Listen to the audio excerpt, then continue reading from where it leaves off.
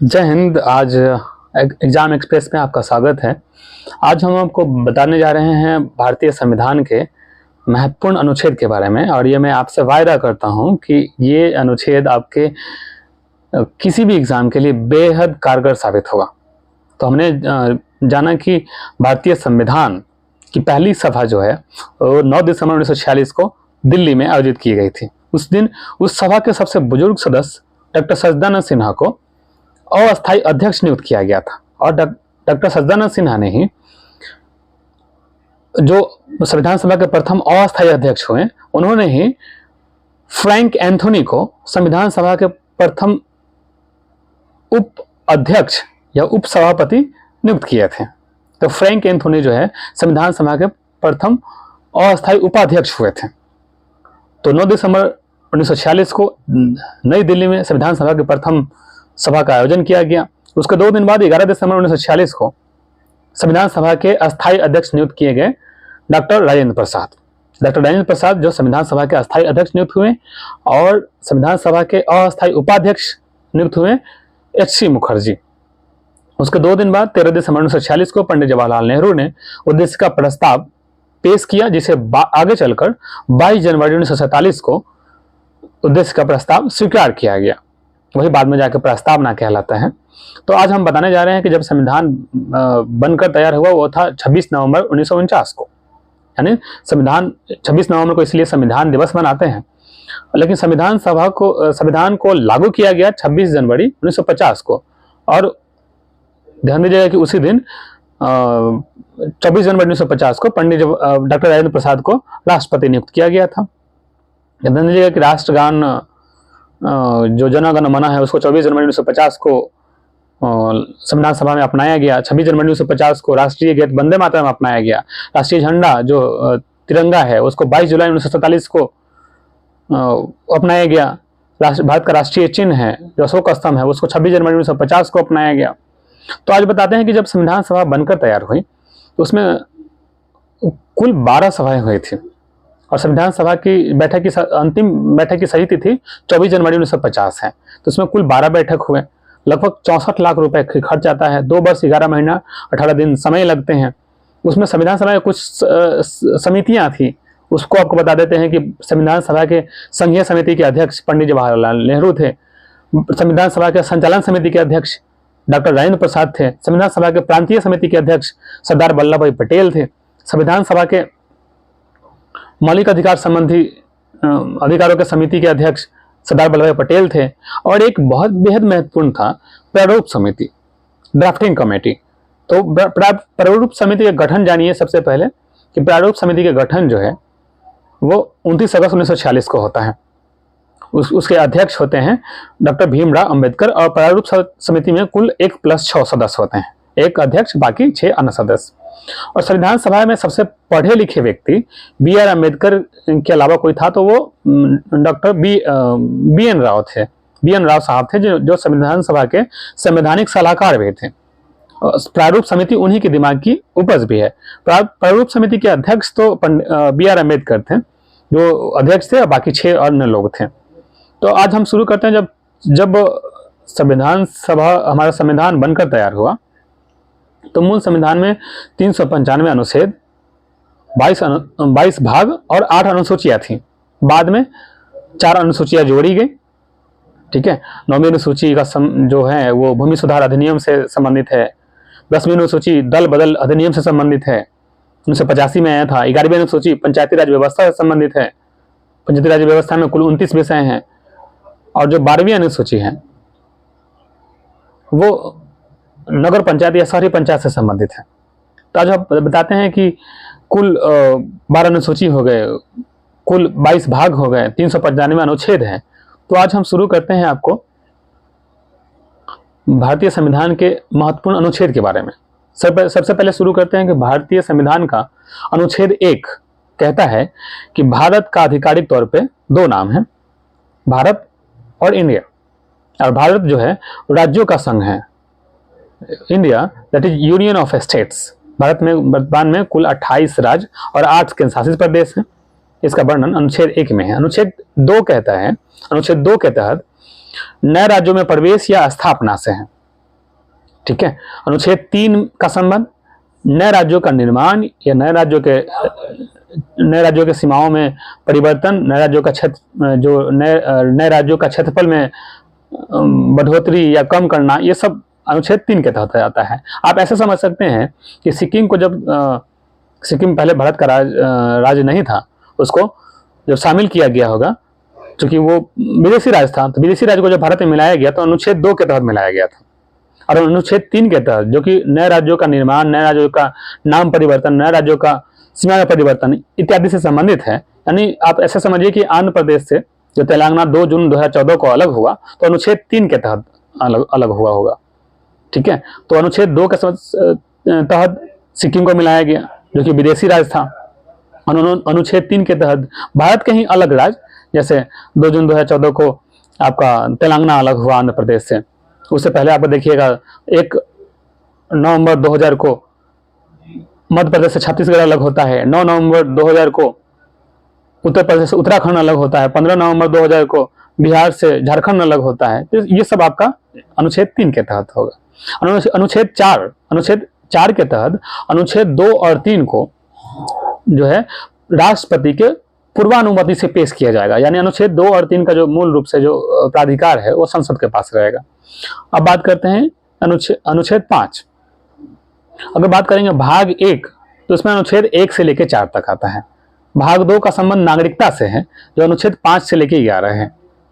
और भाग 3 का संबंध 12 से लेकर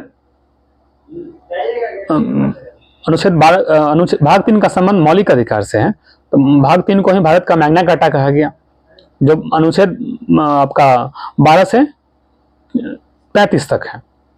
ठीक है, ध्यान दीजिएगा कि तो आज हम बात करते हैं भाग 2। भाग 1 अनुच्छेद 1 से लेकर 4 तक, जो हमने बता दिया। भाग 2 नागरिकता से संबंधित है, जो 5 से लेकर 11 तक। स्वाभाविक है कि अनुच्छेद 5 में नागरिकता की परिभाषा है। अनुच्छेद 6 में पाकिस्तान से आए लोगों के लिए भारत में नागरिकता का प्रावधान है, यह अनुच्छेद 6 कहता है। अनुच्छेद 7 भारत से पाकिस्तान जो लोग गए हैं उनकी नागरिकता का चर्चा अनुच्छेद 7 में है। अनुच्छेद 8 में ओवरसीज नागरिकता की चर्चा है, ध्यान दीजिएगा। जो भारत के बाहर रहने वाले भारतीय उद्धव के कुछ व्यक्तियों को नागरिकता के प्रधान अधिकार हैं, वो अनुच्छेद 8 में है।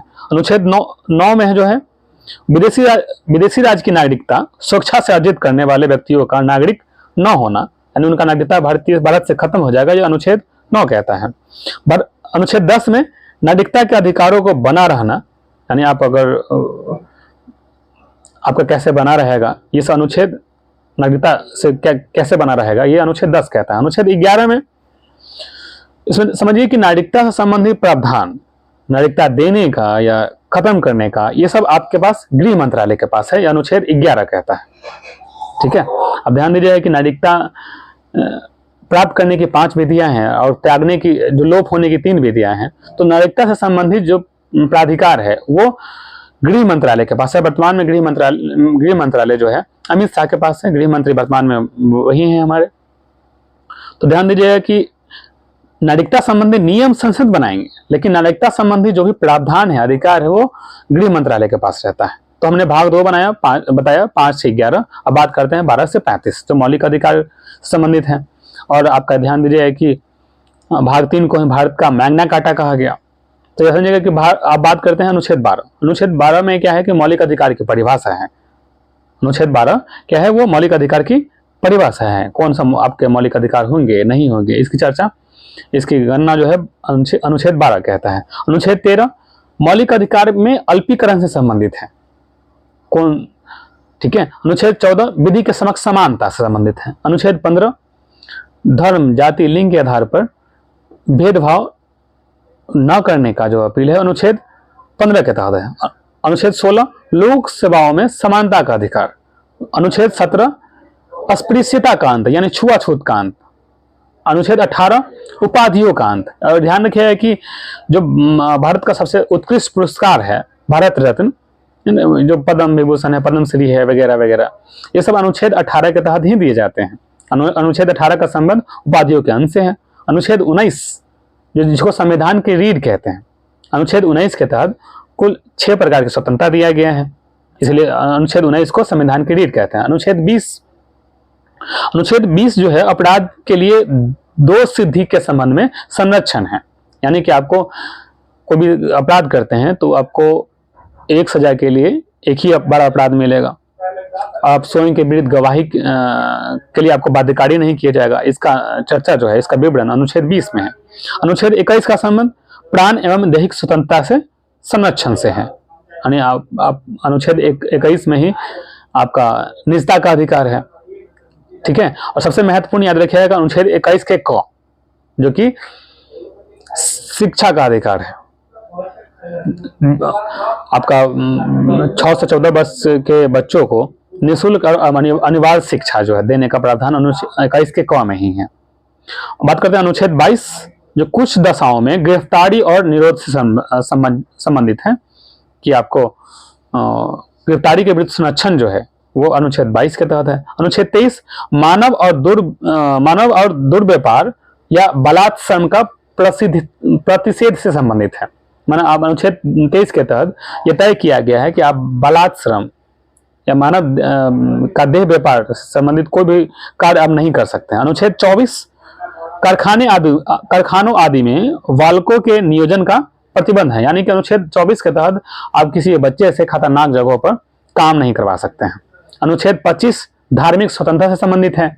आपको क्वेश्चन आता है कि किस अनुच्छेद के तहत आप जो सिख लोग हैं वो कृपान धारण करते हैं, तो अनुच्छेद 25 के तहत ही वो कृपान धारण करते हैं। क्वेश्चन ऐसे आता है बीपीएससी वगैरह में, तो ध्यान रखिएगा कि धार्मिक स्वतंत्रता से संबंधित अनुच्छेद 25 है। और अनुच्छेद 26 अपने धर्म का प्रचार प्रसार कर सकते हैं। अनुच्छेद 27 जो है, अनुच्छेद 27 किसी विशेष धर्म की अभिव्यक्ति के लिए करों के संप्रदाय में के बारे में स्वतंत्रता, यानी अनुच्छेद 27 में धर्म के नाम पर कमाए गए पैसों पर कर नहीं लगेंगे। अनुच्छेद 28, अब ये समझिए कि अनुच्छेद 28 कहता है कि आप किसी सरकारी जगह पे या सरकारी विद्यालयों में वगैरह में धर्म की शिक्षा नहीं दे सकते, धर्म विशेष की शिक्षा नहीं दे सकते। इसकी चर्चा अनुच्छेद 28 में है। अनुच्छेद 29 जो संबंधित है अल्पसंख्यकों के हितों से संबंधित है, अल्पसंख्यक के हित की सुरक्षा अनुच्छेद 29 के तहत। अनुच्छेद 30 अल्पसंख्यकों द्वारा यह प्रावधान है कि वो अपना स्कूल, विद्यालय, प्रतिष्ठान इत्यादि की स्थापना कर अपना जीवन निर्वहन कर सकते हैं। अनुच्छेद 23, यानी अनुच्छेद 29 या 30 जो है अल्पसंख्यक के हितों का संरक्षण करता है। अनुच्छेद 31 में अब इंपॉर्टेंट है, याद रखिएगा कि अनुच्छेद 31 में ही मौलिक अधिकार था, जिसको वर्तमान में 86वां आपका 44वां संविधान संशोधन 1978 के तहत मौलिक अधिकार को, संपत्ति के अधिकार को मौलिक अधिकार की सूची से हटाकर न्यायिक अधिकार, कानूनी अधिकार बनाया गया। वर्तमान में संपत्ति का अधिकार मौलिक अधिकार नहीं है, एक कानूनी अधिकार है। पहले यह अनुच्छेद 31 में था। सबसे मोस्ट इंपोर्टेंट अनुच्छेद 32, जिसको भीमराव अंबेडकर ने संविधान की आत्मा कहा है। अनुच्छेद 32 के तहत आप 5 प्रकार से रिट जारी कर सकते हैं, ठीक है। आपका बंदी प्रत्यक्षीकरण, परमादेश, प्रतिषेध, उत्प्रेषण और अधिकार परीक्षा। आप अनुच्छेद 32 के तहत 5 प्रकार के रिट जारी कर सकते हैं। अगर आपका किसी भी स्थिति में मौलिक अधिकार का हनन होता है तो अनुच्छेद 32 के तहत आप सुप्रीम कोर्ट जा सकते हैं। इसकी चर्चा अनुच्छेद 32 में है, इसलिए बी.आर. अम्बेडकर ने अनुच्छेद 32 जो संवैधानिक उपचारों का अधिकार कहा गया, इसे संविधान की आत्मा कहा, ठीक है, ध्यान दीजिएगा। अब अनुच्छेद 33, इस भाग द्वारा प्रदत्त अधिकारियों को बलों आदि का लागू होने में उपांतरण करने की संसद की शक्ति को प्राप्त है। अब इसमें ध्यान दीजिएगा कि अनुच्छेद 34 जो है, जब किसी क्षेत्र में सेना विधि प्रवृत्त है तब इस भाग द्वारा प्रदत्त अधिकारियों का निबंधन से संबंधित है। अनुच्छेद 35 इस भाग के उपबंधों को प्रभावी करने का विधान वर्णित है। अनुच्छेद 36 ध्यान रखिएगा, हमने कहा कि भाग 1 जो है अनुच्छेद संविधान में कुल 22 भाग हैं। भाग 1 में अनुच्छेद 1 से लेकर 4 तक, भाग 2 में जो नागरिकता से संबंधित है 5 से 11 तक, भाग 3 जो मौलिक अधिकार से संबंधित है 12 से 35 तक, और भाग 4 जो है नीति निर्देशक तत्व से संबंधित है, जो अनुच्छेद 36 से लेकर 51 तक है। तो अब बात करते हैं भाग 4 की, जो DPSP, directive principle of state policy, जिसको हिंदी में कहा गया राज्य के नीति निर्देशक तत्व। तो स्वाभाविक है कि अनुच्छेद 36 में नीति निर्देशक तत्व की परिभाषा है। अनुच्छेद 37 में कहता है कि डीपीएसपी वाद योग नहीं है। सुप्रीम कोर्ट या किसी अन्य न्यायालय डीपीएसपी को कहीं पे ये दावा नहीं कर सकता। ठीक है, अब बात करते हैं कि ये इसको कहते हैं कि राज्य के नीति निर्देशक तत्व का अपरिवर्तनीय अधिकार का संबंध अनुच्छेद 37 से है। अनुच्छेद 38 जो राज्य लोक कल्याण की अभिव्यक्ति के लिए सामाजिक व्यवस्था बनाएगा। और अनुच्छेद 39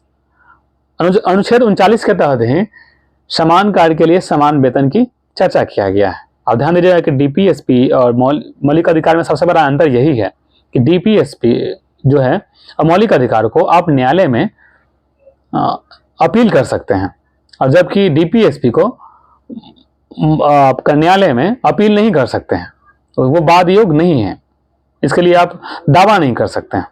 तो अनुच्छेद 39 के तहत ही समान कार्य के लिए समान वेतन की चर्चा है। एक इंपॉर्टेंट आता है कि अनुच्छेद 39 के क जो समान न्याय और निःशुल्क विधि सहायता की व्यवस्था करता है। अनुच्छेद 39 का क समान न्याय और निःशुल्क विधि सहायता की चर्चा करता है। अनुच्छेद 40 जो ग्राम पंचायतों का संगठन से संबंधित है। ठीक है, अनुच्छेद 40 का संबंध ग्राम पंचायत के गठन से संबंधित है। अनुच्छेद 41 कुछ दशाओं में काम, शिक्षा और लोक सहायता पाने का अधिकार से संबंधित है।